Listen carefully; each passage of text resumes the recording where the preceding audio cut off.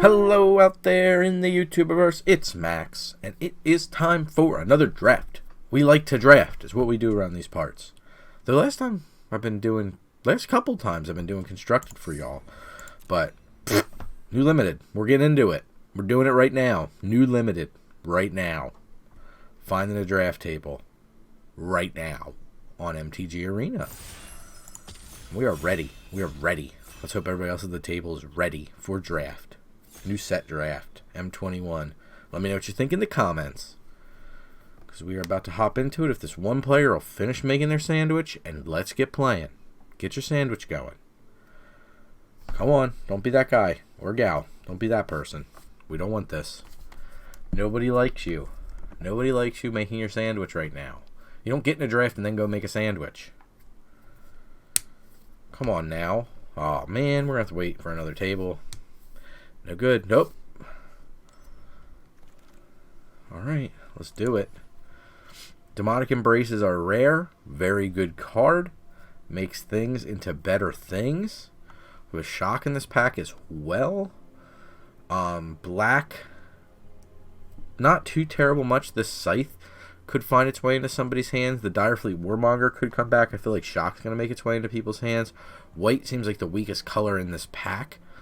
We're not going to really be able to snipe anything white, so I'm going to go ahead and put a pick on the Demonic Embrace and say that that's going to be the pick, because I just don't see anything that compares to that particular card and power level. And of course we go right into a blue-white rare. There's a Roman Ghostlights. I don't hate that. There's an Eliminate, which is probably going to be the pickup. It's on color. I like the Dryad a lot in this format. I didn't think it'd impress me. It would impress me. It's an oldie, but a goodie still. And I've been impressed with it. I like the Ghostlights. I like the Swift Response. All very good cards. This tree is really annoying. But we're going to take the Eliminate. It's in color. We'll try to hold the table off of black if we can. So we could go blue-black and try to go Spirits. That's really hard to do in this set. That's obviously more of a constructed plant. But I think the Daybreak Charger's quite good. Again, white might get taken. We might get some stuff. There's the Bolt Hound, which is very good and goes well with what we have. Late game, Bolt Hound plus Demonic Embrace, attack with everything is pretty gnarly. Black card's okay. I don't think the cards that we have in color are just okay. The question is, do we want the Bolt Hound or the Daybreak Charger? I always tend to lean towards the twos and try to get aggressive. Black-white, not super aggressive in this set, so I think my leaning is more towards the Bolt Hound if we want to go that direction. We don't have to go that direction, though. We can go more controlling. We just have a card that makes a creature better and a removal spell. So there's a lot to like from our position, but not a whole lot that we can do. We'll take the Bolt Hound. I'll pivot a little bit. Okay, there's a Warmonger here. A Deathbloom Thallid. Another Roman Ghostlight. I really like the Ghostlight a lot, if you can't tell. Bad deal in this pack. I think now it's a pretty easy Warmonger for us. It's black, it's red, it's aggro. It's doing exactly what we want to do. Skyscanner would be nice, but I think it's going to be a pretty easy Magma. We want a 2-drop. We passed on a 2-drop earlier. I really try to put I've tried to put 2-drops on a premium in this particular set. Pretty much in all recent limited you want to. That's kind of the way of it. The Grizzly Bear defines the early game. But in this particular set, I do put a premium on these 2-drops because you can just run somebody right off the court with enough 2-drops in this set. And then especially being able to make one of them way better, especially a mediocre one, like if we pick up like a Walking Corpse or something like that, being able to just go, yep, Demonic Embrace, get them, is pretty gnarly. At this point, I think we're fairly firmly ensconced into black and red. Obviously, something like a Baneslayer Angel would completely tilt that read. Like if we opened a Baneslayer in pack 2, that could definitely push white into the forefront, and maybe we move away from black or red. Right now we're pretty firm in those colors. There's a Daybreak Charger here. We saw one in the last pack. We almost took it. There's a Turret Ogre as well, which I don't hate, but I don't love either. There's a Cage Zombie that is an OK 3. I might just spec on this Charger, just not because of the Baneslayer. I was just mentioning, I'm not being like, I'm going to play for the Baneslayer, but maybe not. Maybe we just can't get rid of it, and Turret Ogre's most likely to make the deck. Could be Sky Scanner. It's okay. It takes the Demonic Embrace obviously quite well. It's one of those two, I think. It's tough. We'll take the Turret Ogre. Let's take the Sky Scanner. If we end up in Sacrifice, my thought is if we end up in Sacrifice, we're going to want the Sky Scanner more. When you're in Sacrifice, you're going to want a creature that enters the battlefield, gives you value immediately, and then gives you further value when you sacrifice it. So that's kind of the way we're looking to be. I was hoping to be a little bit more streamlined, just beatdowns, but I don't mind Sacrifice at all. I think it's a very good deck, and Hobble Fiend works really well as a 2-drop for that particular archetype. So happy to have it.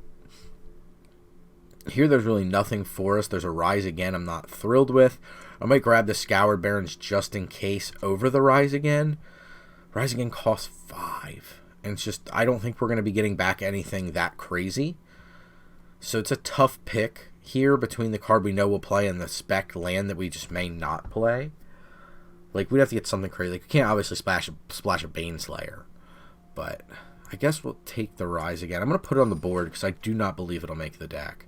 Wow, Shock and Warmonger in this pack. I never thought Shock would wheel.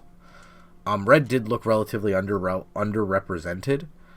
I think I'm going to take the Shock because I value the removal that high. The Warmonger sucks to pass, but we're not necessarily dedicated Sacrifice either.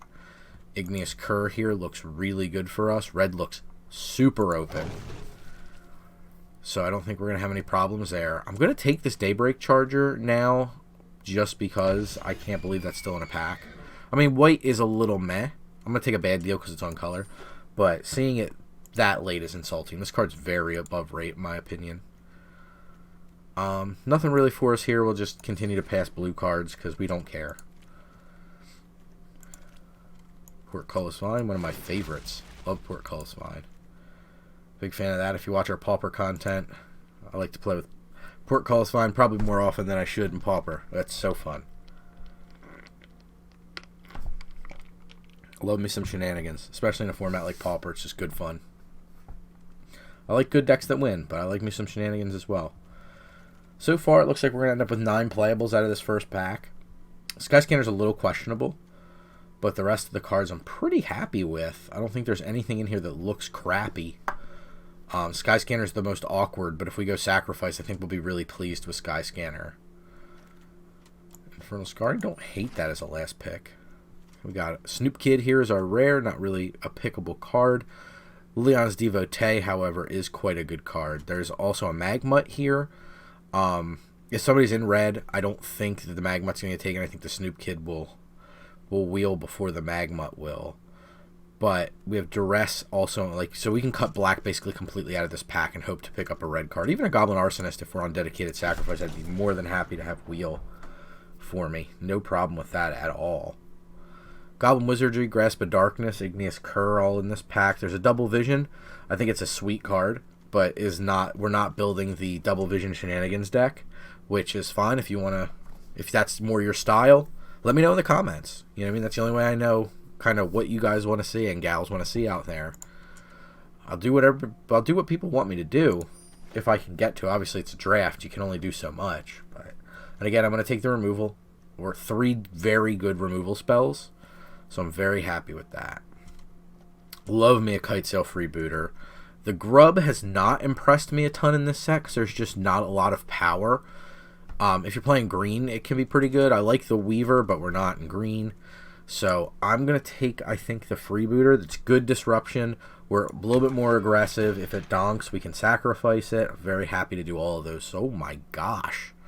Magmut, Kitesail Freebooter, and Eliminate all in this pack. I think we're just going to take another Eliminate. Try to keep black as cut as possible.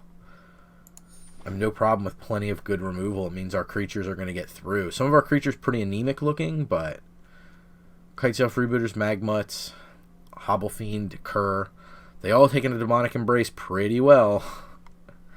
So I'm not super scared about that. I think our creature count is a little low because I've been valuing removal spells high, but we're in a point where we can start to, unless it's very good removal, like very above rate removal, we can start to kind of let it go in favor of more playable creatures. That's like the sacrifice we made when we took the Shock over the Direfleet Warmonger. we freed it up if there's something even better for our deck. We can take it and not feel guilty about passing good removal.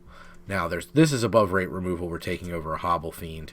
Soul Seer this late is a big indicator that we are in the right world. So we're going to take that all day long. This card is very good. It kills a Baneslayer Angel, and that's very important in this format.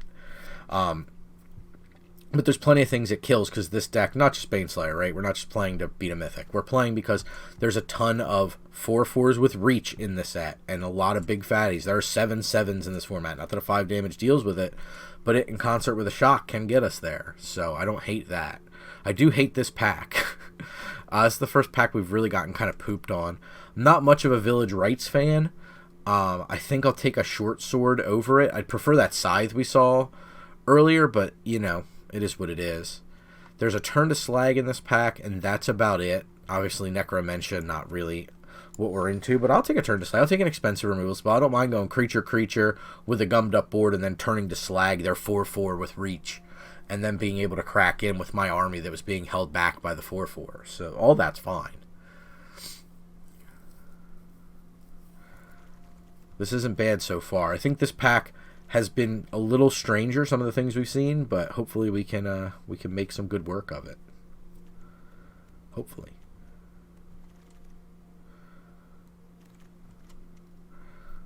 Magma in this pack versus Blackguard. I like the Magma because on a stalled board it can win a game. The Blackguard's decent though. It can attack when it shouldn't because of the Shade Pump that it has, even the very expensive Shade Pump. But I'll take me a Magma. Get that dog synergy going. Speaking of, there's another Magma. I think I'll take that over Goblin Arsonist. Or again, we're not dedicated sacrifice. We have 2 cards that sacrifice things and 1 that pays us off for doing so. So I wouldn't call us a dedicated sacrifice deck. Not if there was nothing else in this pack, or if it was Magma was gone, for example, and a different colored card, I'd 100% take the Arsonist. But I think putting a value on bears that can attack, and especially bears that play 3 pingers right now that are going to check their life total. So I think there's a lot of value in that. I do love Goblin Wizardry. I love that they brought back the Goblin Diplomats. But we're going to take another dog. We're just dog mania here. Bloodfell Caves is pretty free for us. I like a Sanguine Indulgence in these decks because I like to get back the value creatures I lost early. But I'm going to take the Fixing while I can because it's just kind of free to do it. I don't want to play a ton of these tap lands because you can see our curve is really low. But I will take a 4th Magma in this pack. But I will take the Fixing at the cost of it coming in. I'd even take another. But beyond 2, I probably wouldn't play. But I'll take a couple Fixing lands on those off turns. Wow, and a Hobble Fiend, we're just getting every piece of red technology that's coming around. This is fantastic. So red definitely open. We may be the sole red drafter.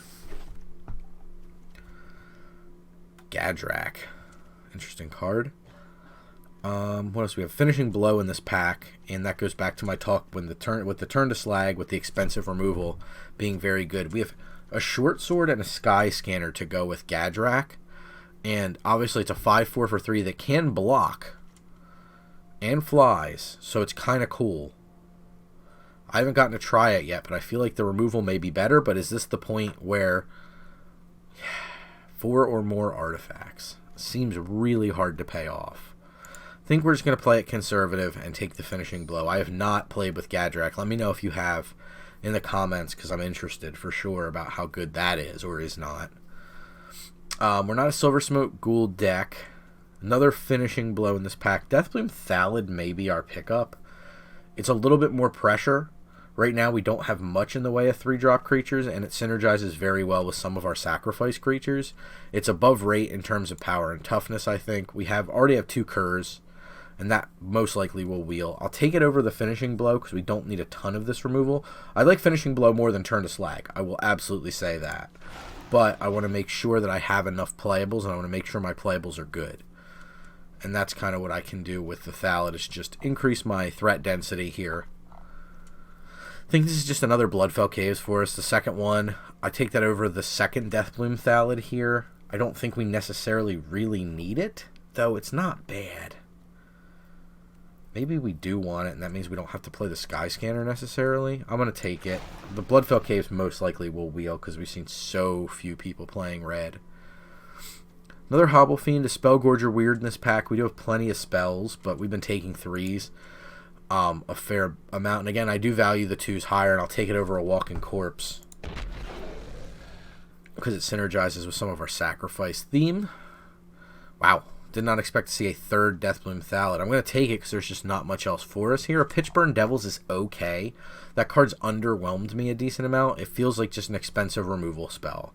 So it feels like Turn to Slag maybe just a little bit better for us than that. Ooh, Fetid Imp. This is a card that has very much impressed me. Alpine Watchdog. Could be on the multiple Curs and Watchdog strats if we had the uncommon. Fetid Imps impressed me a lot. It's a good stall. It's a great evasive creature. It with Battle Rattle Shaman has been fantastic in these style of decks for me. I've just been really impressed with the whole thing. Not much here for us at all. Another Turn to Slag. Not really what I'm interested in. I'm just going to be that guy and take this rare. Because, whatever. I'll take a rare that's can go into the collection. Thinking similar with the Animal Sanctuary, but I think the black card is a good enough consideration that I would take it over a just adding to my collection pick. I think at this point we can drop our Short Sword. We don't need that. But I think we are looking pretty good. Might be able to drop a Turn to Slag here. Because we only have 2 Cur, so we don't need to worry about going super heavy red. Like just like 2 pumps into the Cur is enough for it to be pretty good. If you can get to that 5 power, it can basically dance with anything in the format, and that's what I'm looking for. I'm looking for a card there, forced to block, and just trade down. You know, it's mana. We have to invest mana into it, no doubt.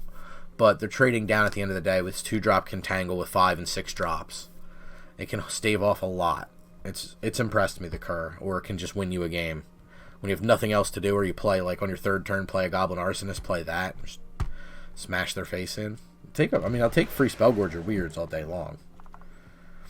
We will definitely have to take a look at our 3s and see how they stack up, but I'm not gonna pass it. I'm not gonna pass a playable card. Cur number 3 it is. At this point, all right, Bloodfell Caves is a nice one. Fur of the Bitten, Furor of the Bitten. It's a weird word, Furor of the Bitten. Furor, I think of, the Furor, not like fur. I thought this was Fervor of the Bitten. It's not. Nothing here for us. Take a Line Rot. Again, this is Premier Draft, so you're just playing 1s. You're not playing best of 3s, which leads to some but I like to do these for y'all because they're shorter times. Like right now, we're at the 18-minute mark. So, that's not too bad. Getting a draft done pretty darn quick. Just need one more card. Come on, everybody. Oh, nice pick Opt. Wow. It's impressive. 46 cards. Also impressive. Let's take a look. So we have 21 creatures, 8 non-creatures. So we can definitely cut a lot of creatures if we want to. A lot of red on the 2. So it makes me want to not cut the Turn to Slag, per se. Something like the black card could go. A Deathbloom Thallid could get out of here. Spellgorger Weird, probably not good enough with 8 total non-creatures. Sky Scanner, not really doing it for us. I do like the evasion on the Sky Scanner, but with no real way to pump or anything. Now that we're dropping Short Sword, we didn't get a Battle Rattle Shaman. Those are kind of where they're a little better, as opposed to just like sack fodder for the Warmonger's fine, but it's not amazing. We're not fully invested in sacrificing. The Hobble Fiend's fine, but again, we're going to sacrifice to put a counter on Hobble Fiend, not put a counter on the Sky Scanner, so that's really irrelevant. I think a Cur can go, because we're just not going to be able to pump all that hard. One more card to go, and I think the argument may be, what I've been doing a lot in this format is cutting a land. So I think I'll just cut a Swamp here. I want to be able to cast everything, so that gives us 8 to 10. Not the worst in terms of mana sources. So I'll take that. I'm questioning the 2 Bloodfell Caves on a curve this low, but I think this is kind of where we want to be. If we're really not happy with something like Turn to Slag, I can remove it and put back in Blackguard or Igneous Cur. and we'll see how it does. So that's our deck. We're going to roll with it.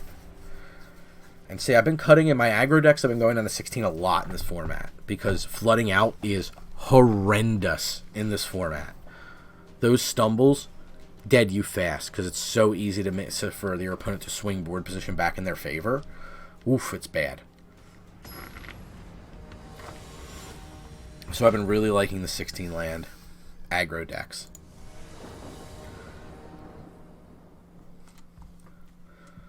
We go first on 2-drop, 2-drop, 2-drop, 2-drop, 3-drop, 2 land. That's why I like the 16 land. I think we'll lead on Magma because if they stall the board, we can start pinging them. And if they don't play anything on the board, we can just attack them. Land's a good draw. Opens up Soulseer. Opens up the ability to start double spelling.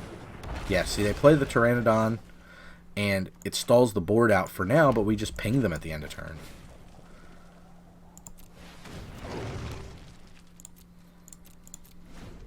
That's not too bad. If they invest into their creature to pump it, we can Soulseer it out. I don't mind getting a 2-for-1 if they put something on there. Siege Striker is very good.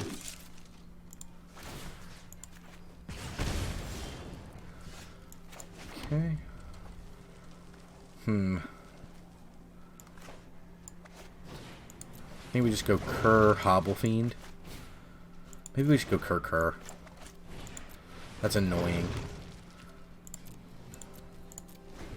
And then at a turn we get double ping here on them with the Magmut. I don't mind a shock to their face every single turn. Gale Swooper. Gonna give the double striker flying, it appears. Resolves. So they're coming in for 2. Whenever it attacks, you may tap a number of untapped creatures. It gets +1/+1. Okay.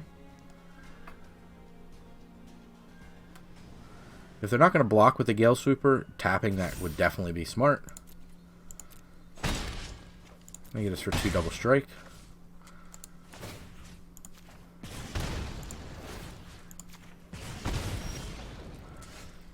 Okay.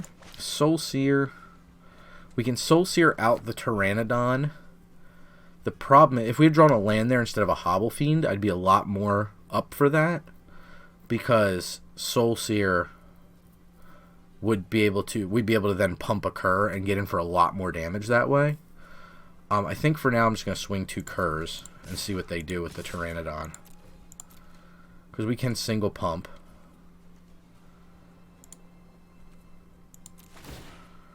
We'll single pump 1.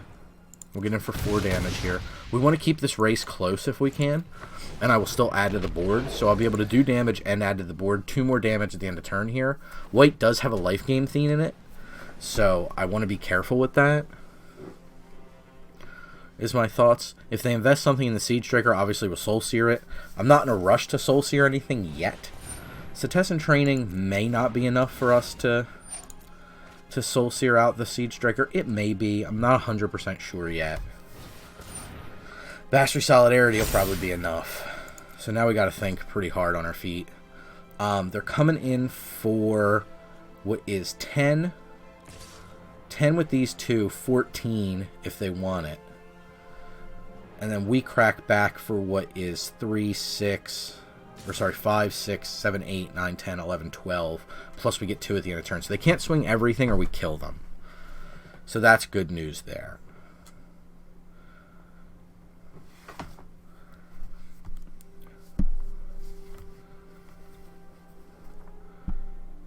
Kind of our best draw right now is land, oddly enough.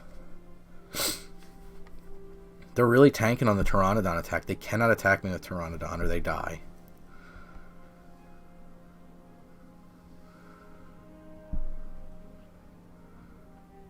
As it stands, if I draw land, I get to go 3, 4, 5, 6, 7, 8, 9, 10 and almost kill them as it is. They're electing to not attack with the Siege Striker. That's interesting.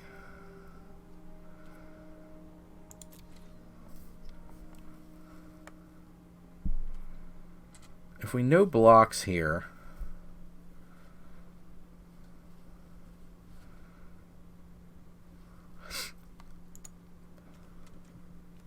There is Ranger's Guile in this format, so I don't necessarily want to double block. So I'm going to run the no block. They knock us to 8 here. We're going to ping them twice. And we do draw land.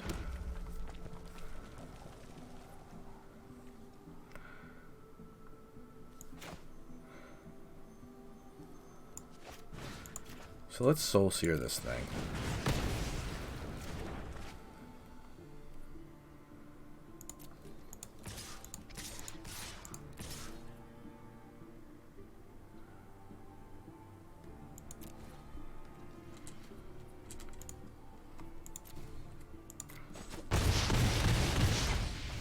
I think we have to cast 2 Hobble Fiends so we don't just lose to a removal spell. Like, we don't want them to face Fetters, attack, and we just lose on the spot.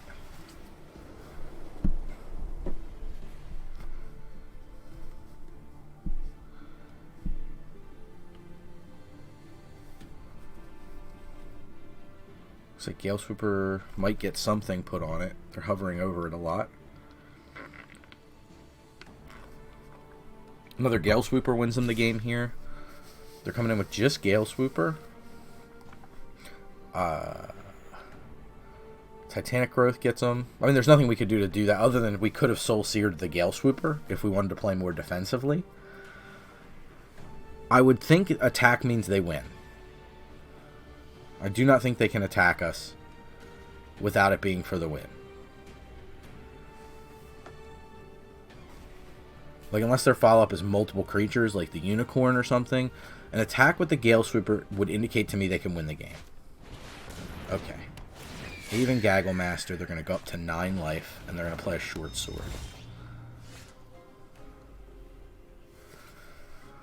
Okay.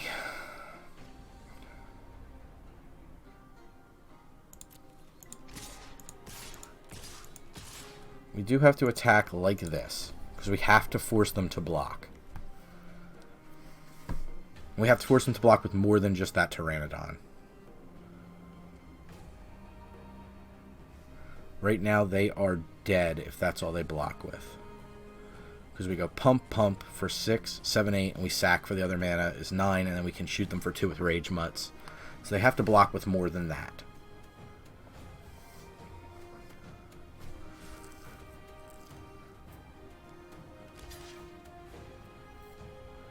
So I can block a Cur now. That's 2/4.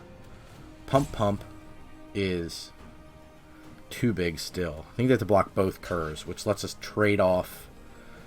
Lets us kill the Gaggle Master, which is important because we need to keep that flyer off the board.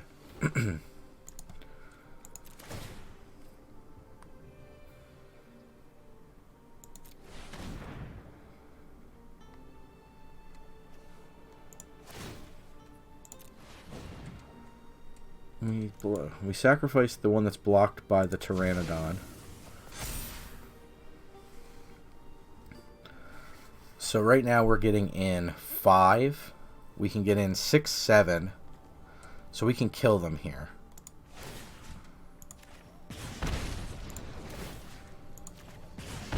So now we go 5.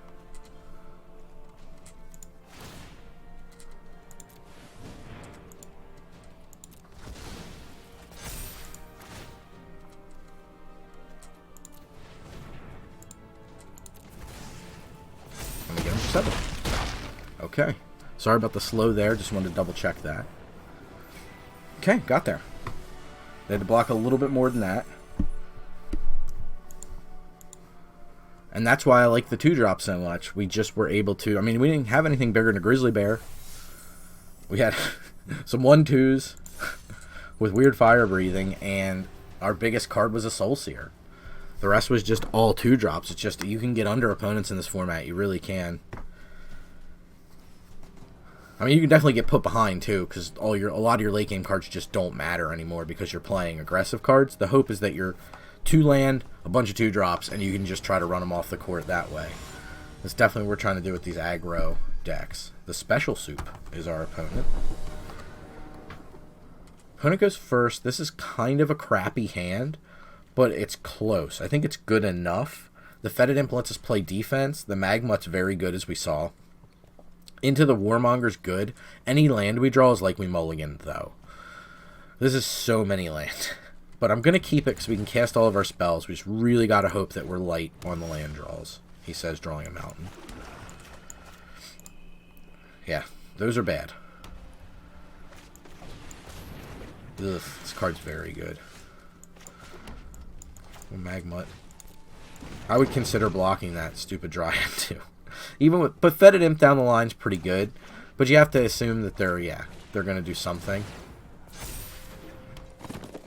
Conclave Mentor is pretty darn good. Now we have to think. We have to have us a think. If one or more counters would be put on a creature you control, that many +1 are put on instead. When this dies, you gain life equal to its power. Whereas the Dryad will keep growing. So it's like we could play this. I think we just hold up the Magmut. We respond to their spell. We respond to the Quirion Dryad trigger with a Grasp of Darkness. And that's all we do. I think we very much televised that we have a removal spell in our hand. Whoa!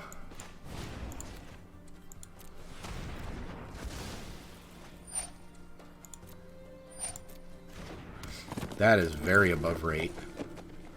2 very signpost uncommons. Opponent's deck looking very nice.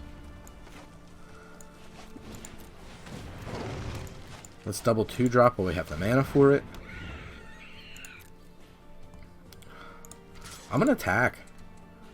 I don't think they're going to block. I'm happy to trade my Magmut for their Conclave Mentor, which I'm assuming is one of the cards that kind of makes the deck tick. Okay, they're going to Hunter's Edge. That gives us room to turn to Slag on that big Mentor. So that's not bad. It's not good by any stretch. Don't get me wrong. Like, I'm not thrilled about this. So they go up to 22. Yeah. And we attack them back down to 18. Because, again, I don't think they block. If they do, that's even better. We got to remove everything off the board.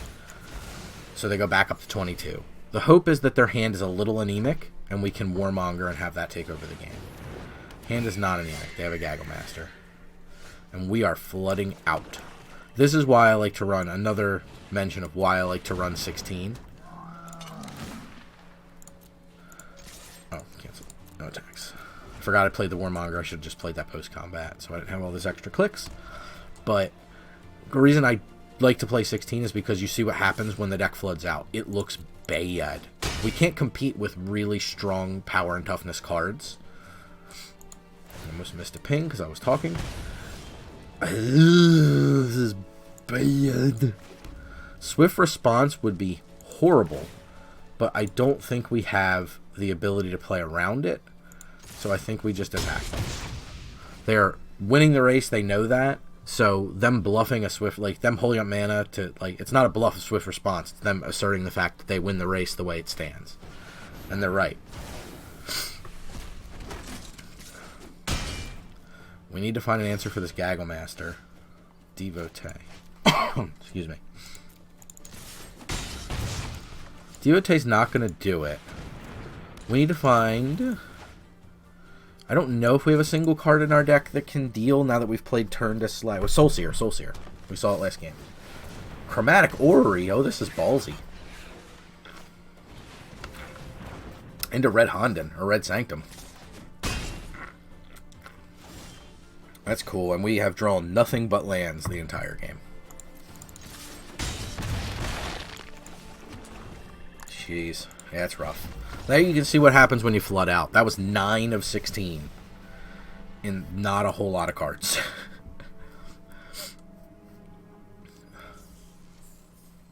We broke up the opponent's early. The actual flagship card would have been decent as well. Decent. Not great. Decent.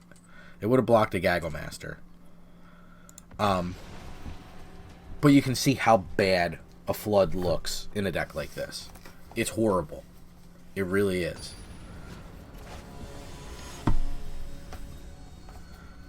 Realm Seeker. A very EDH style card. We go first on a very slow hand. I'm going to mulligan this. Too many 3s, not enough 2s. This hand has mana problems, so we're going to have to mulligan again. This looks better.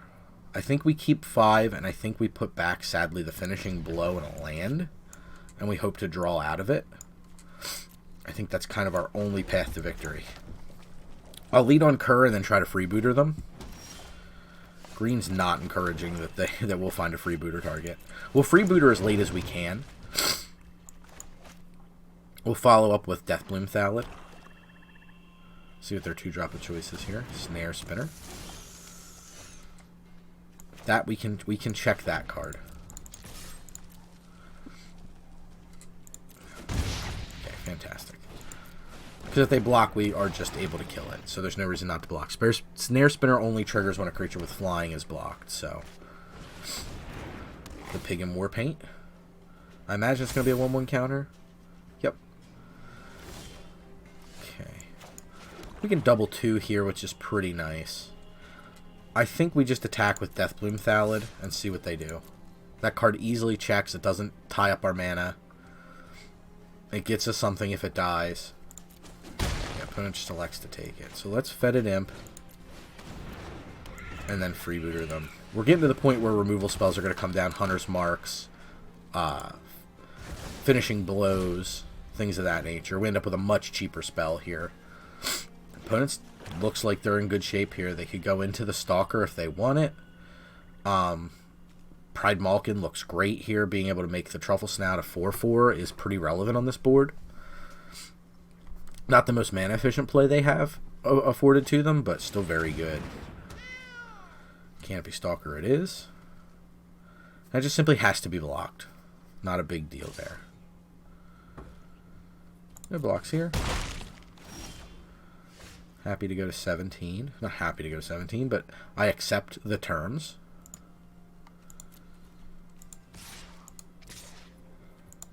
I think we just attack with these 2. If they want to block with Canopy Stalker on the Kerr, I don't mind holding the Warmonger a turn. I'd like to get it down, because I'd like to start pressuring them a little bit. But I'm anxious to see what they do here. Snare Spinner just going up against Kerr, saying fine. Nope. Okay. Sure. This gives us the Warmonger with the ability to hold up black to activate Fetid Imp. So if they elect to block or attack with Canopy Stalker, which must be blocked, we get the ability to just block with a Fetid Imp if we wish. It depends on what the best block is. It may not be the best block to do that, so I'm interested to see if they attack with Canopy Stalker. I think they do, because they also can attack alongside Truffle Snout. The question is, if they've gotten a land, do they play the Pride Malkin? So they got a land. They play the Pride Malkin. I imagine it's going to go on the Canopy Stalker? If it goes on the Canopy Stalker, I think we have to block with Direfleet Warmonger. If it goes on Truffle Snout, that I'm not 100% sure how we handle it. Yep. Because I think we need the Fetid Imp to handle the Dreadmaw going forward.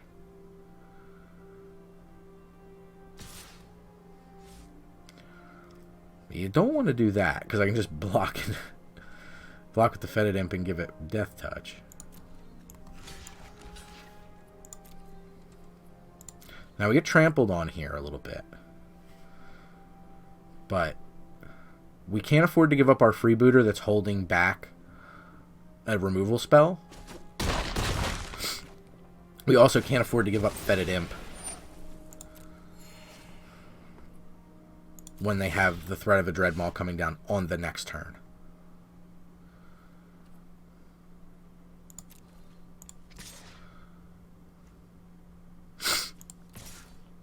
The problem is the Thallid's an easy trade for their Pride Malkin, so I don't think that can come in.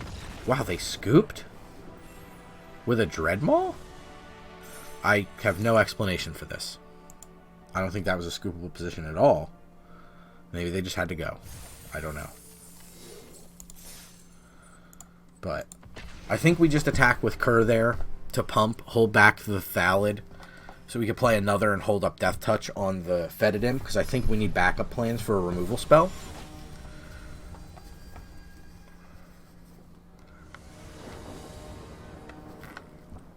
But that was a preemptive scoop in my opinion. Cur plus Freebooter, I think, makes this good enough. One Black Source is a little annoying with Grasp and Demonic Embrace, but we knew that when we built the deck. We definitely went higher on red sources than black sources. So I think this is a keep. After this game, it may be worth going back and dropping a Mountain for a Swamp.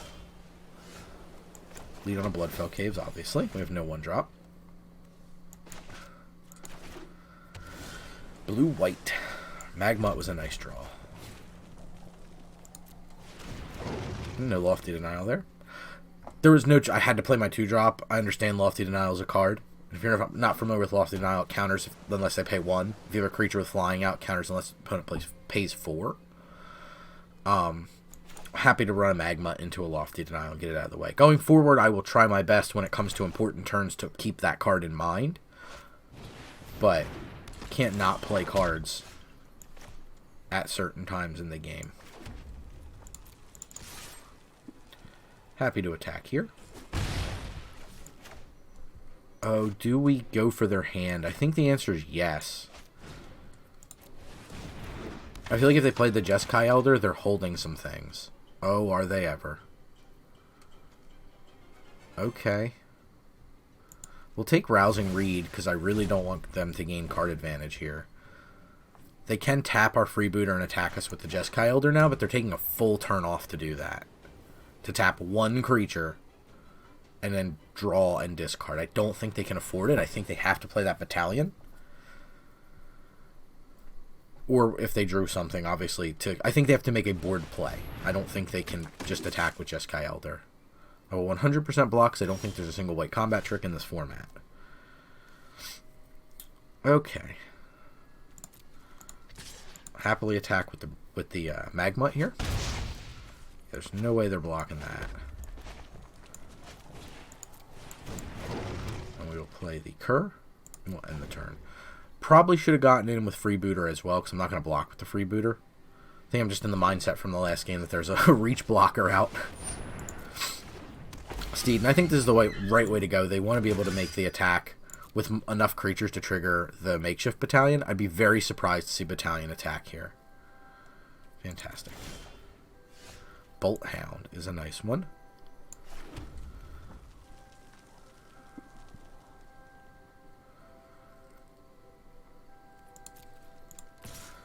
Attack with Freebooter, I think that's it, though. I don't like playing Bolt Hound on defense, but I think this is a pretty decent assemblage of blockers. Kind of waiting to get to that Demonic Embrace. So we can get to Demonic Embrace, we can do some gnarly stuff. Like put it on Bolt Hound, attack with Freebooter and Bolt Hound, get in for 7 damage.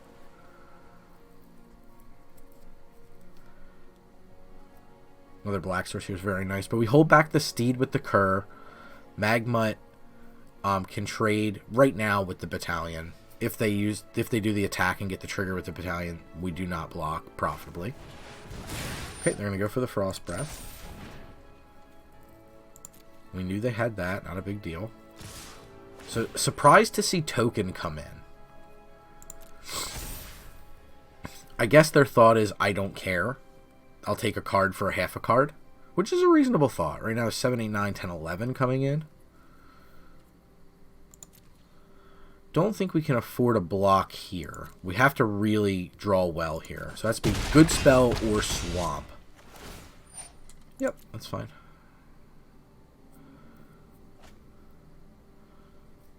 Good Swamp or Good Spell is pretty good for us. Okay, that counts as an okay spell. I will play Mountain here. We have the Cur out. This gives us 2 blockers, which is not the most. The Battalion's going to have to be blocked by the Magmut. The Steed will probably be traded with. We take 3, 4 if they play a non-creature spell with the Elder. Gaggle Master's fine. I mean, it's not good. Card's been beating the crap out of us tonight. But, you know. They may attack with Steed, 2/2, and Battalion to get the trigger on Battalion.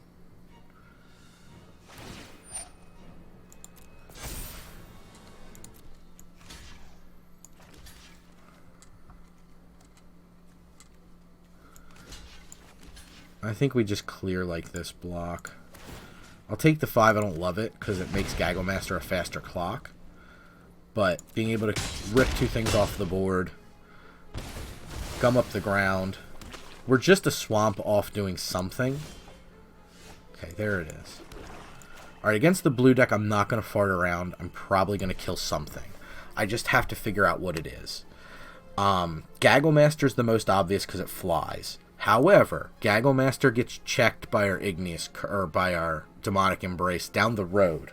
But I don't think down the road is the time we need to worry about. I think right now is. So I'm going to go ahead and do this. Now, we have a chump blocking token. So we could go attack with the 3 things that can attack. And I think that's correct with the Bolt Hound out. It puts us dead to a removal spell or a tempo spell. So maybe I hold back Freebooter as an emergency blocker. This checks the Elder. Either of these are just they lose the Elder in combat. We're still dead to another Frost Breath. And they may be tempo oriented enough to play 2. But I don't think there's a better attack than this. Maybe just Cur? Leave back Bolt Hound? But this really puts their life total under pretty significant duress. And that's the less cards they can draw to win, because now they're at 6. Demonic Embrace, we know, is in our hand. They do not. That can flat out win us a game on the spot. Celestial Enforcer's fine.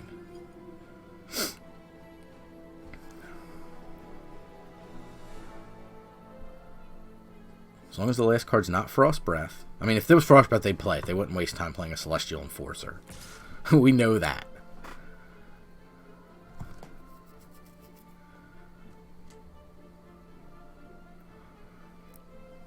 Six life. My opponent's dead here. This does not have trample. Just double checking that. Okay. So we Demonic Embrace, targeting our Cur. That gives us 4. And then we can pump for lethal.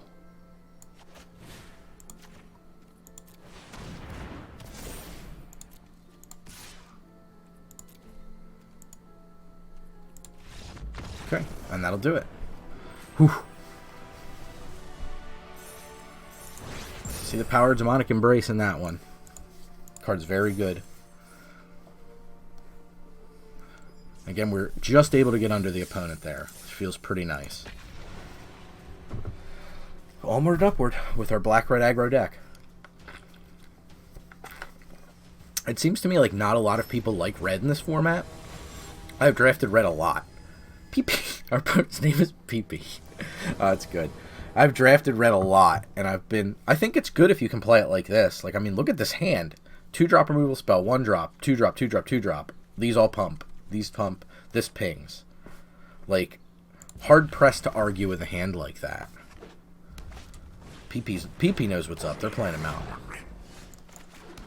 We'll gain a life, which will soak up the damage from their bolt, or their arsonist. Blue-red. Didn't expect to see an arsonist out of blue-red. Okay, so we're facing possible lofty denial. Again, not much I can do about that at this point. If they have it, good on them. They can use it, and I would. You might as well use it when you can. Could be a shock here that they're holding up. Holding up some kind of instant. It definitely held me. And arsonist is a trigger, so it's not an activation. Ooh, Teferi's Tutelage. That's interesting.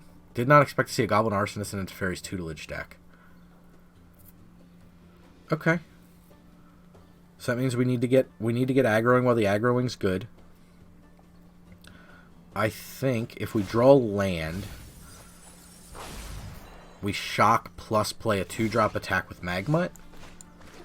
Yep. Let him throw a damage at our face. That's not the way we're losing this game as it stands.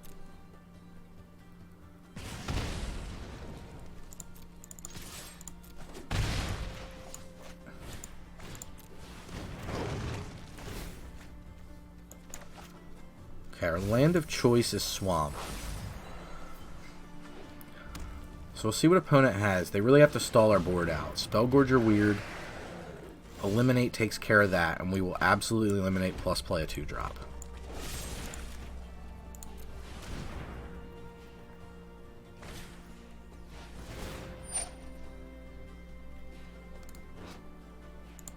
Yeah, sure. It still dies. I mean, they get to mill us for 2, but that doesn't change anything. We'll commit the Igneous Cur because it's a point we're losing, or 2 points we're losing out on now to commit a card, but the Bolt Hound in our hand immediately makes up for that.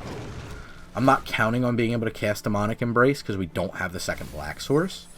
I am counting on being able to cast the Bolt Hound because we have everything we need to do so. Heartfire Immolator is very good for them because it can block and kill another creature, so it soaks up a metric poop ton of damage. They can also make us invest in the cur that they're blocking. So that's quite good.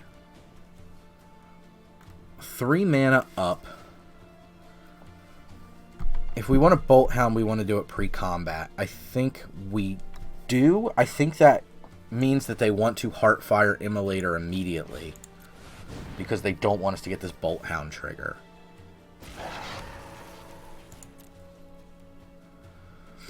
If they don't Heartfire Immolator immediately,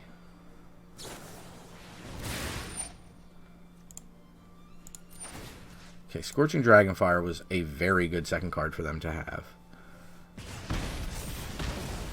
That means we cannot attack here. But we have a Kitesail Freebooter, and Kitesail Freebooter would have gotten the Scorching Dragonfire. I mean, it would have been the receiver of the Scorching Dragonfire, or it would have immediately gone after the Magmut. Library Larcenist is fine. Eliminate was a good draw. So I think we have to eliminate here, and it's got to be on the Immolator. This is tough. Let's go to combat, because we can eliminate at instant speed.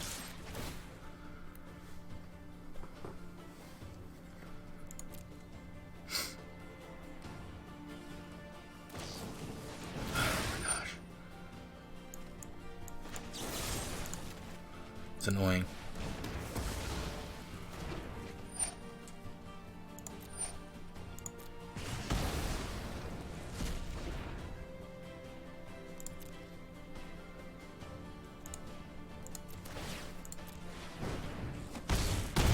Okay. It's a race. I don't think they can afford to attack with that Larcenist, personally, unless they drew something right then that was very good. Third Dragonfire. Possible. It's all magic cards. Land, and they played it. That's interesting. Oh my god, they're attacking me? That's ballsy. I guess they know they're kind of dead to rights. Whoa. Alright, we're going to play Demonic Embrace on our cur.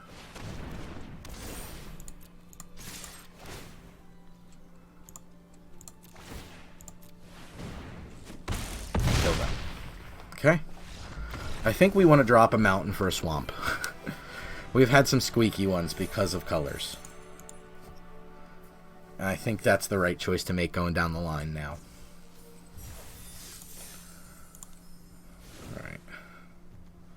Drop a mountain, get a swamp in.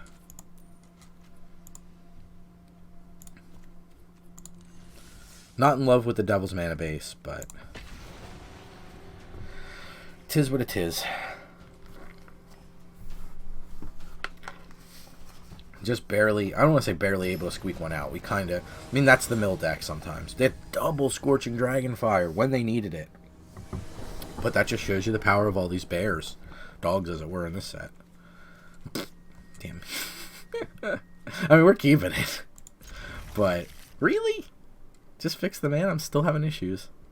That's the Devil's Mana base. It's a dead even split. It is what it is.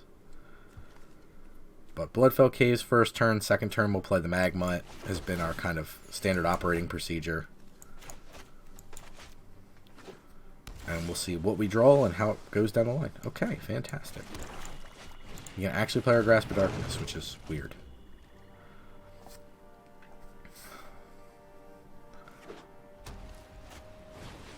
Oh my goodness, that card's very good. Okay, so we are going to shock that creature. Because that card's very good. And then we're going to play a 2-drop. And this is how we get ahead, is we're double spelling quickly. And this is why the 2-drops are so good. I was able to deal with their board and add to mine. That's really important. Whoa! Okay.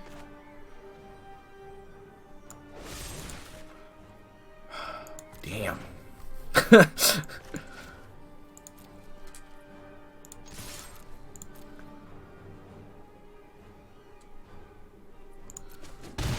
think I have to let him have it and play this Warmonger here. Not because I'm trying to show off, but because I know I have a removal spell. If I draw a black source specifically, I have double removal spell. This opponent's on 3 colors, so I feel like it's going to be hard for them to cobble something together. We do not want to give them time. If they want to attack me with Watcher of Spheres, that's fine. Wishcoin Crab is annoying.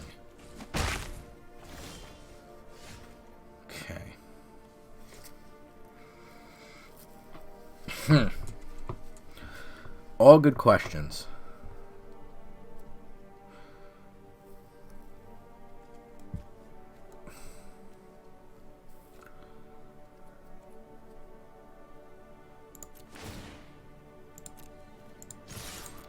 I think we have to grasp this coin crab.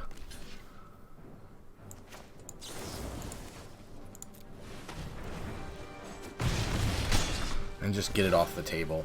It's 1 for 1 and 2 damage. But we gotta stop the opponent from doing big impressive stuff. And that crab's gonna give them time. It sucks to have to do that. But I don't think we have a choice. It's going to be hard to overcome. Mana from here doesn't look bad. Generally, we'll be able to cast spells.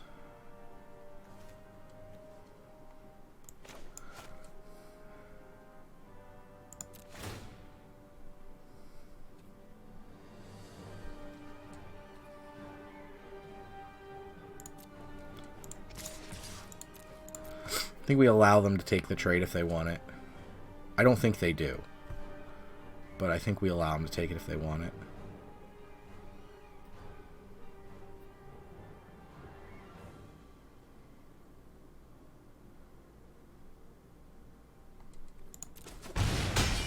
Okay. I'm just going to play another Magmut. I don't care about taking damage, per se. I care about controlling the board and their life total. So the Magmut will ping them at the end of turn. We have an eliminate if they play another cheap card. We can kill the Watcher of Spheres at a point. Also at a point, they're going to have to leave back blockers. Alright, they're confident that they can win a race. Is what that says to me. Or that their follow-up's very good. 0-3.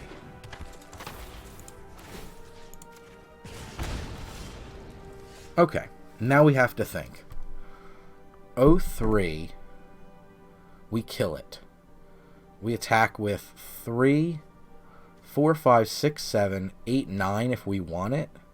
That puts them to 2.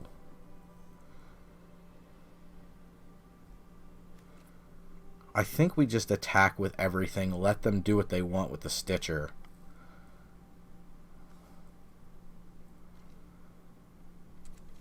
I think we ping them.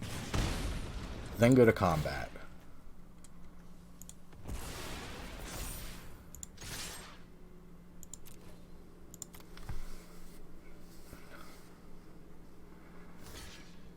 This soaks up the most damage.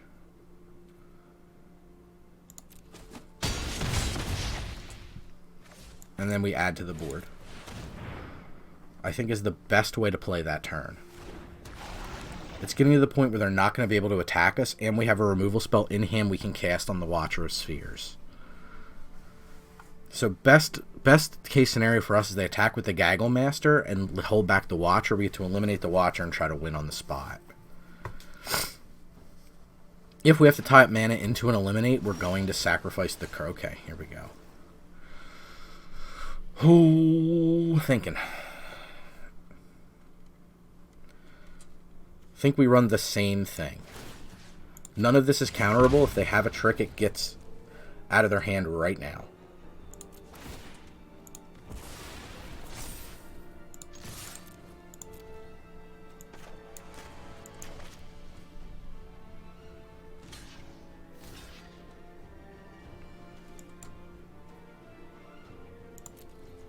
Let's try to eliminate the Watcher of Spheres and see if we can just win the game here on the spot. Yep, they have the Lofty Denials, their last card. That's fine. Still wipes their board and kills them. Fantastic.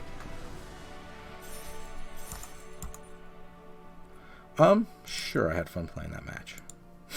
What would I base that on? Like, was that fun? It was close, I guess. Okay, onward and upward with our black-red aggro deck. So far, looking pretty good.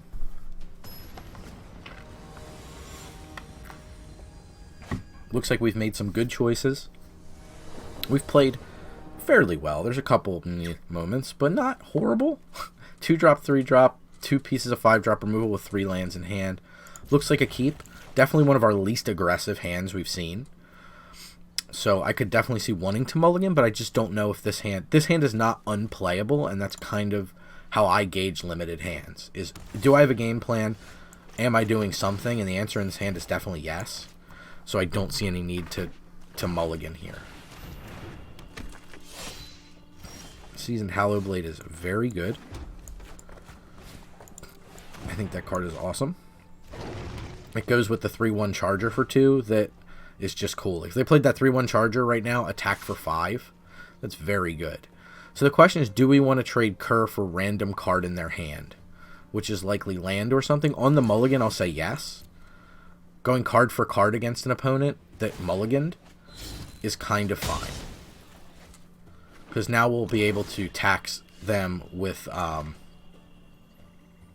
even more. Because the Deathloom Thallid is going to be able to block on the front half and block on the back half.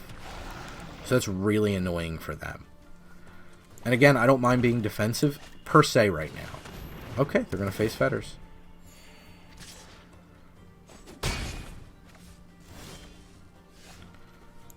Okay. So what I'm going to do is I'm going to run a block with the Magmut. And I'm going to then shock in response when they activate the Hallowblade. And see if I can trade multiple cards for the Hallowblade. I think. Yeah, I think with them at 24, I want to do that.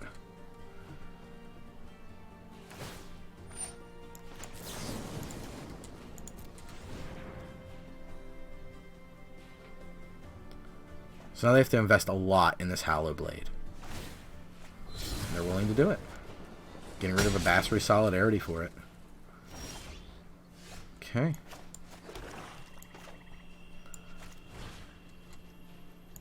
Let's see if they want to keep it around with a turn to Slag. Okay, Feet of Resistance. Last card. So they got the Hallowblade, we have a finishing blow for it. If they have a follow-up here, it's not great. That is very not great. It says lifelink? Yeah, they kill this thing. Meanwhile, we've been quietly flooding out. Don't know if we can beat this. We've used pretty much all of our removal spells on this Seasoned Hallowblade. Now we have a string of draws where we can just keep throwing blockers in front of it. Like, that's fine. This is one of those blockers.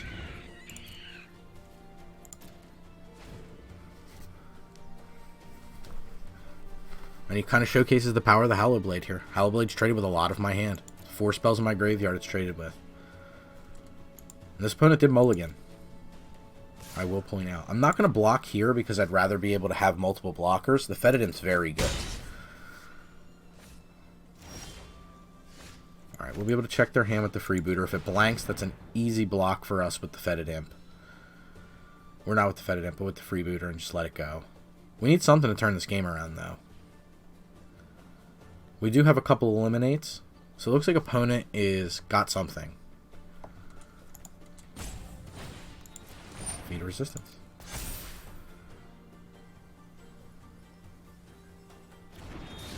They're going to need black.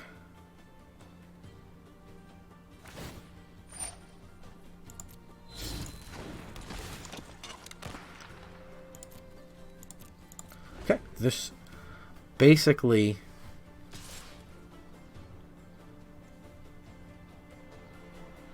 I think we just block with the freebooter here. It doesn't force them to discard the card, which is the problem. We need something that forces them to discard the card. That is not it. We're in a bit of trouble here. We're going to need something. That Feat of Resistance was like perfectly timed. They should have let me... Whoa. Gourmand.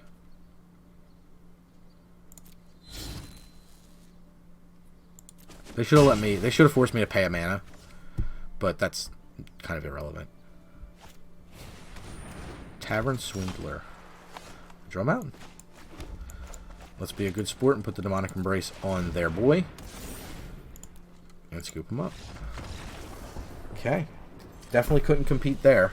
The other option that I had, as opposed to defending, is to try to race them. The reason I didn't want to do that is because they were behind on cards from the mulligan. So being able to run them out of town there would have been pretty good. And for the most part, we would have been able to. But the opponent had what they needed, precisely what they needed when they needed it. So it just didn't quite line up, and we did full it out. We had 8 land, I think, at the end of that one. Is that right? 6, 7? Somewhere between 6 and 8, I'm pretty sure.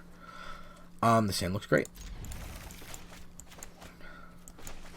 We'll do what we've been doing and lead with our Magmut. We'll go into our Deathbloom Thallid. We'll try to hold the freebooter for as long as we can. Portcullis Vine. We'll check our Magmut. But, again, Magmut pings.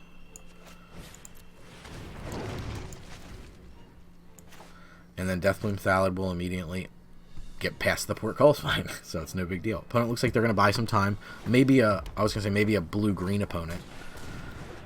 The Tyrannodon here.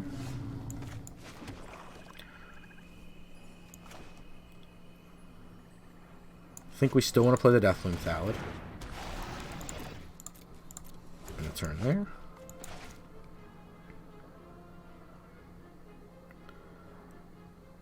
See what we can do here.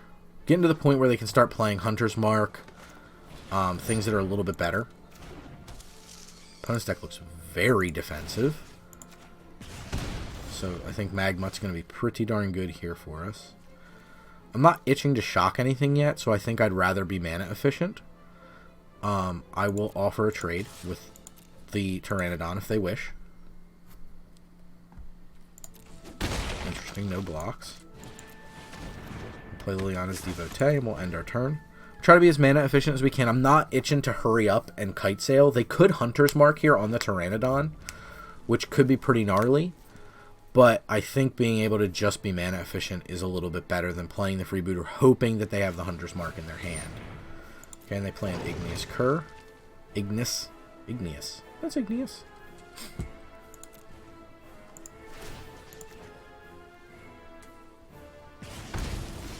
It leads me to believe they have basically Stone Cold Nothing in their hand. So the Snare Spinner is the most obnoxious card because of the Demonic Embrace, unless we put it on Devotee. I think we want to freebooter them here.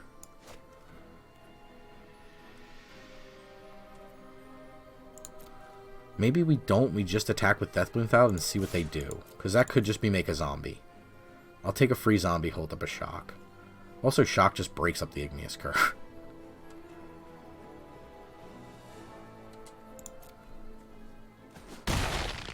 Okay. Yeah, I think we're going to play the freebooter and hold up the Shock. Because we do have a Shock target.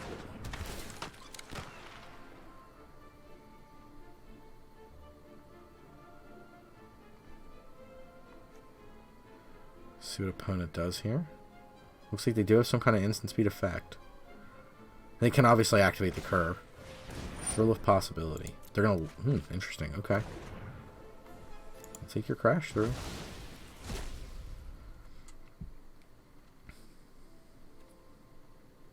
End turn.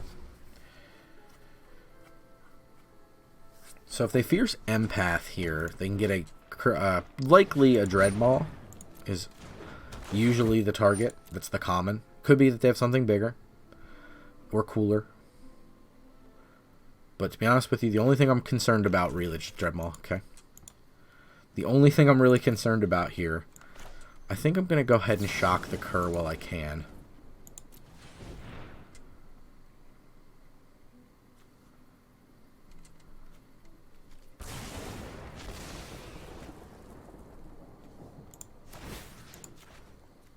Keep pinging away at him.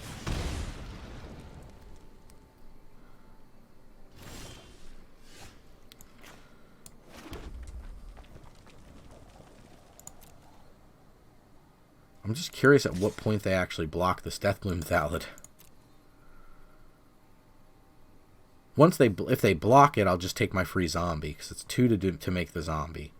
And then I'll be able to play a 2-drop, make a zombie, and I'm fine with that being a turn. But it means a Fierce Empath probably just doesn't want a chump block. Okay, and I will play Magma number 2. And I will play Hobblefiend number 1.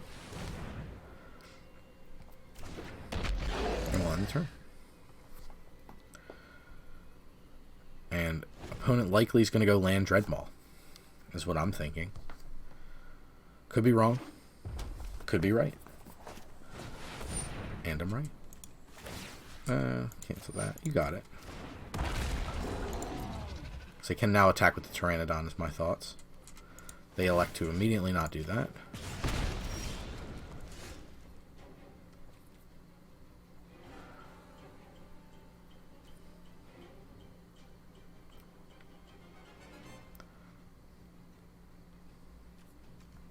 I'm just thinking about the Demonic Embrace still. I think it goes on Devotee.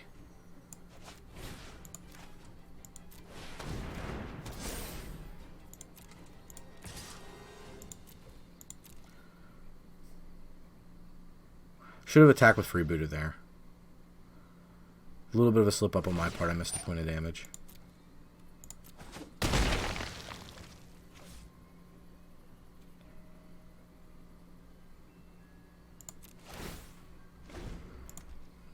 Okay. Well, they're dead if the Devotee. Whenever a source you control deals non-combat damage to opponent, it does that 6/6 trample. Okay, it's a 6/6 trample for 6. So Dreadmaw and that are both 6/6 trample for 6. Doesn't have haste or anything. Non-combat damage. Okay. Not really much they can do. They can attack me with the Dreadmaw and the Pteranodon, and I take it, and we win the game.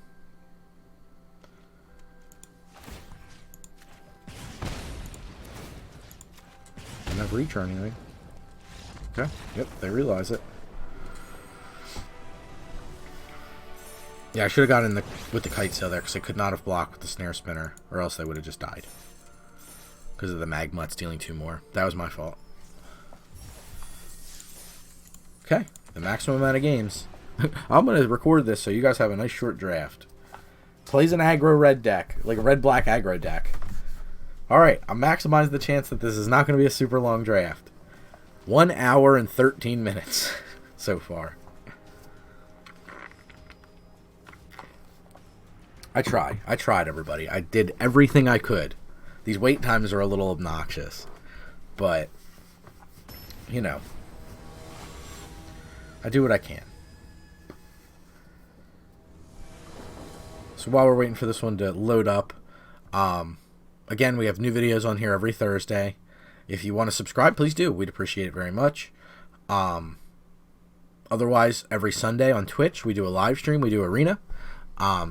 Second Saturday of every month, we do an in-person stream. Well, now we do just like a community thing because the COVID is a real thing. Opponent has kept. We have two of our least impactful 2-drops, but we go 2 into 3 plus removal. I don't think we can argue with it. I don't think it's an amazing keep, but I'm not unhappy with it either. So yeah, so check out our stuff. Feel free. And we appreciate you stopping by for this one, especially sticking out this long with me while I draft this black-red aggro deck. I'm thinking that I just take it a little slower with the evasion and play the imp. I mean, odds are high that they could have a flyer, but this one gets checked by our fetid imp pretty easily. I think we just play the devotee. No attacks.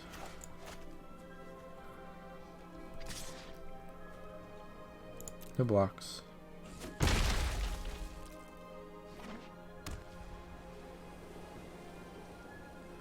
What is your 4-drop of choice? Looks like a removal spell? Saber-tooth Mauler. Okay, sure.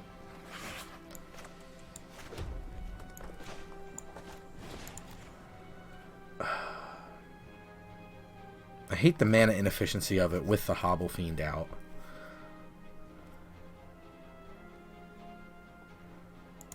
I think we just commit double 2-drop here. Let's go with the...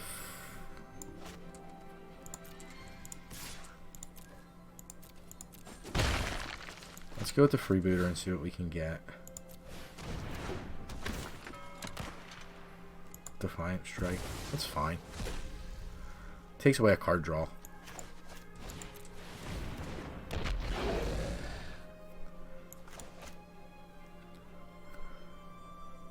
Now we have removal spell where we need it.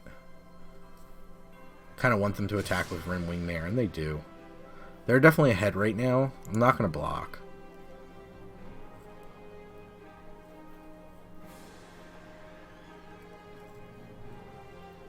See if they have a trick here. If they want a Titanic Growth at me, they're welcome to spend their turn to do so. That'd be 9 damage coming in. I'd be thrilled if they took a turn off, didn't add to the board just to do that. Put that counter on that Rimwing Mare. I don't know where this counter's going. It's on itself. Interesting. Okay.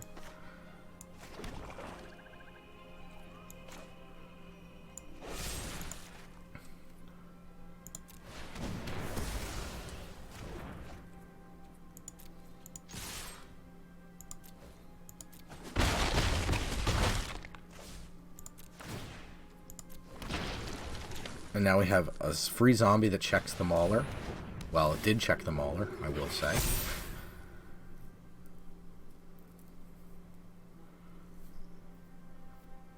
Still fine with this if they attack.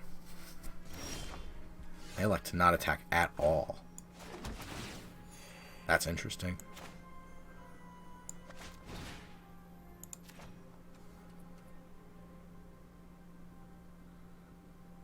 It's just so mana inefficient right now to do that.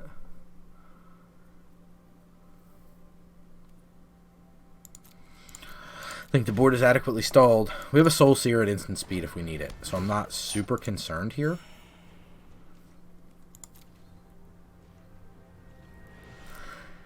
Castable card in hand, they pass the turn. I think we're going to Soul Seer this Tiger. It's got to be a Feat of Resistance, right? Yep.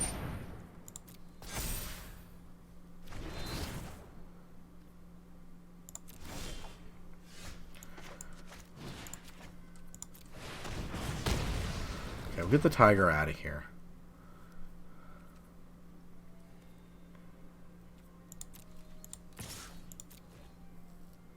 Free zombie coming in.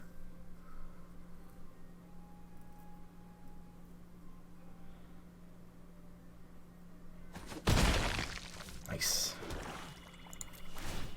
We played Swamp there because of Death Touch on the Fetid Imp. Not because I just want to show off, like, oh darn, all I got's a Swamp. I know holding, sandbagging the land is generally preferred. But letting the zombie just kind of run rampant is pretty nuts.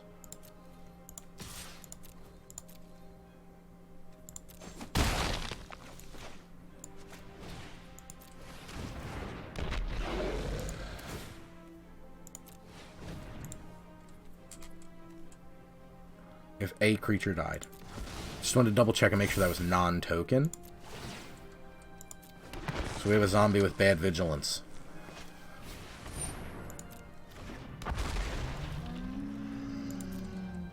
They may attack here. I don't know. It doesn't look like they will. Swamp was a pretty bad draw.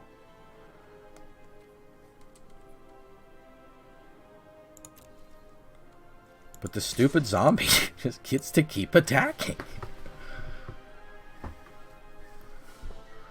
It's amazing. It just gets to keep attacking.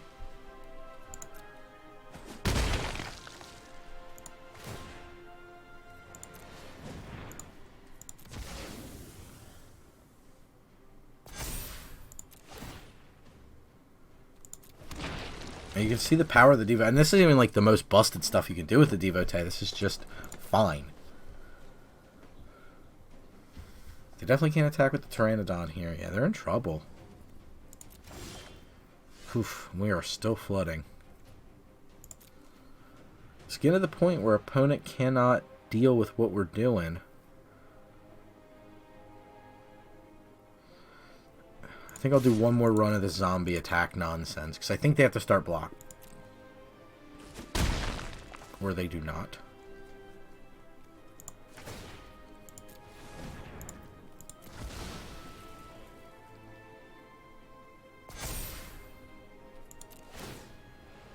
I should have played a land. There's no point in sandbagging 2 land.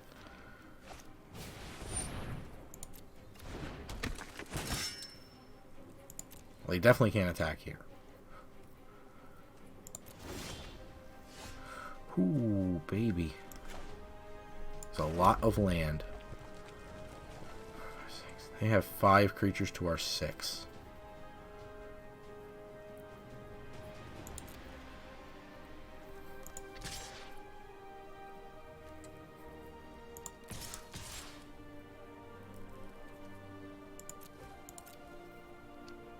I think we have to do more than just swing 1 zombie here. I think they have everything has to be blocked. Everything we're swinging is lethal. So they can't. This affords them the option to leave Veteran plus Vryn Wingmare, which is not very good.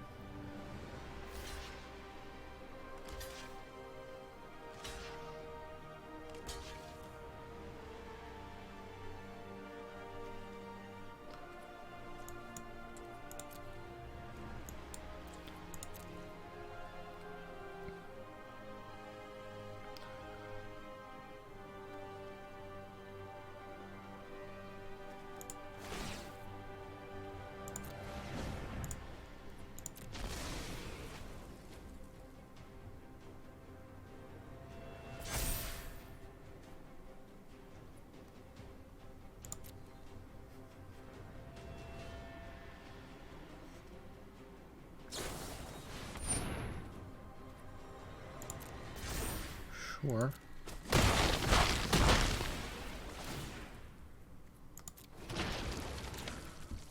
It still doesn't quite solve the problem. In fact, it's much worse now because there's no flyer.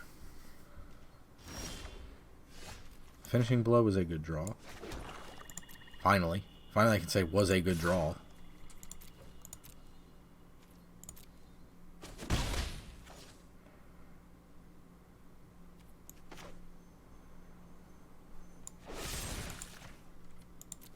I'm going to do this now so I get the trigger off the Devotee. They get to put a counter on the Acolyte or something. Like, that's fine.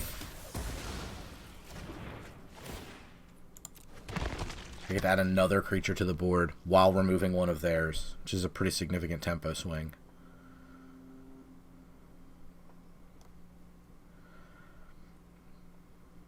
And Fetidem still remain death touchy. We have 10 of our 16 land. So 6 land and 21 cards left.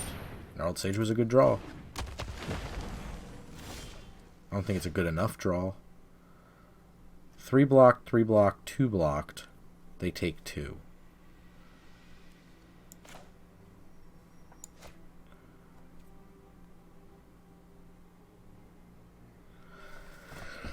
I think we just play the Magma and pass here.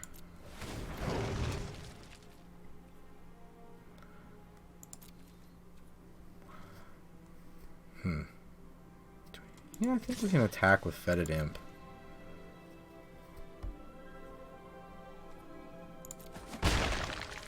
I just want to keep incrementing the damage against them. Because again, white does have a life gain theme. So, that helps. Hunter's Edge. Not much we can do about that. Finally managed to take down the Devotee.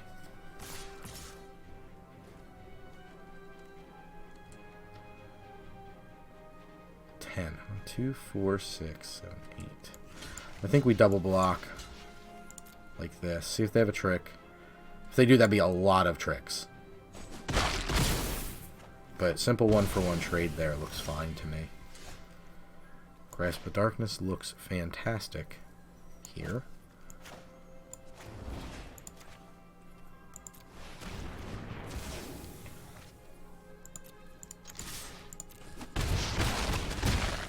Happy to take this to a race.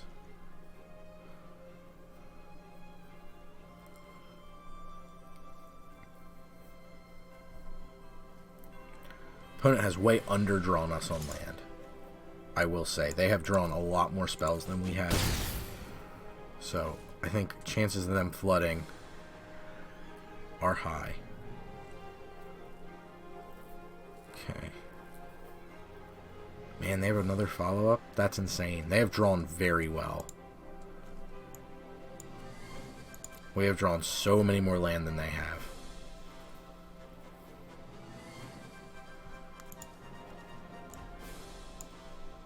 Ten cards in graveyard. 11. 12 with the one in our hand. It's crazy. Okay, looks like the board's going to be back to stalled.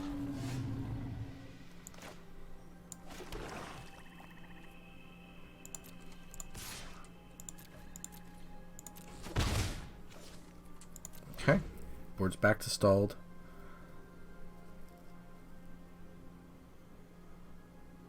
I mean, I have to hope that... Wow.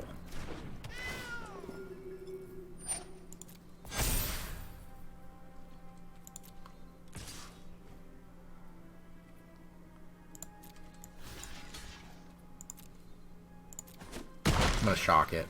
That's a 2 for 1.5. Or a 1 for 1.5 against me, but... it keeps the board clearish. Ooh, baby.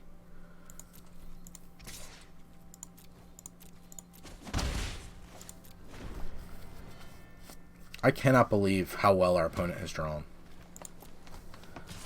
Very above rate here.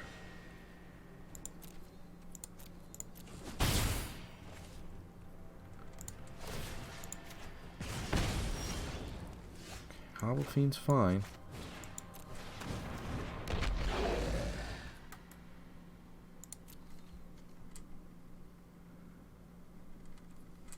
Yeah, I don't want to give them back this Defiant Strike. I mean, I have to believe that opponent is nearly on just land from this point. 7 of their 17, I would assume, based on this curve.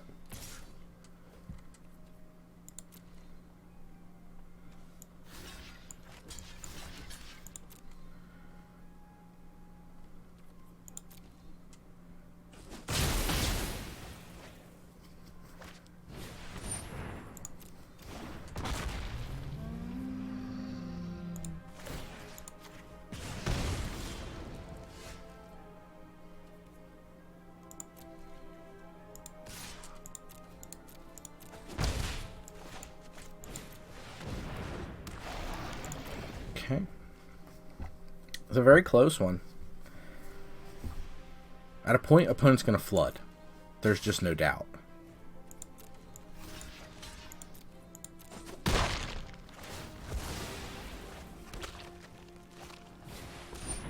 They're on their 3rd Tyrannodon.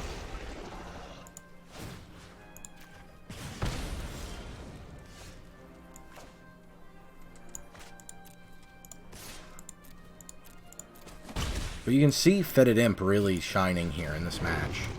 It has held so much off.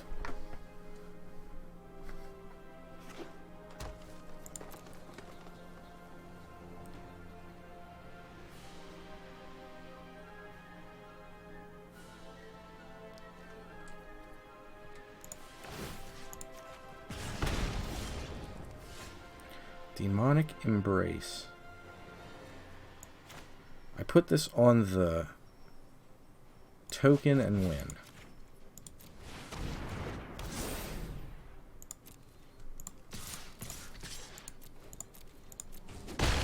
Out there with our first pick. Okay. Cool.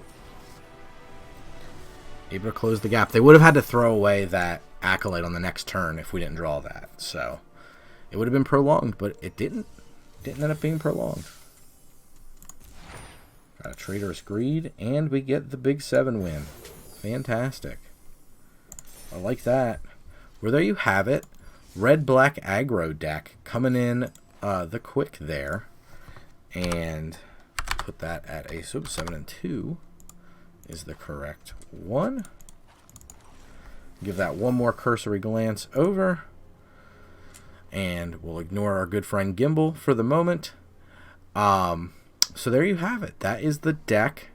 So let me know what you think in the comments. Again, thanks for sticking with me through this really long 1.5-hour draft video. I appreciate it very much. And until next time, what else can I say? Cast more spells.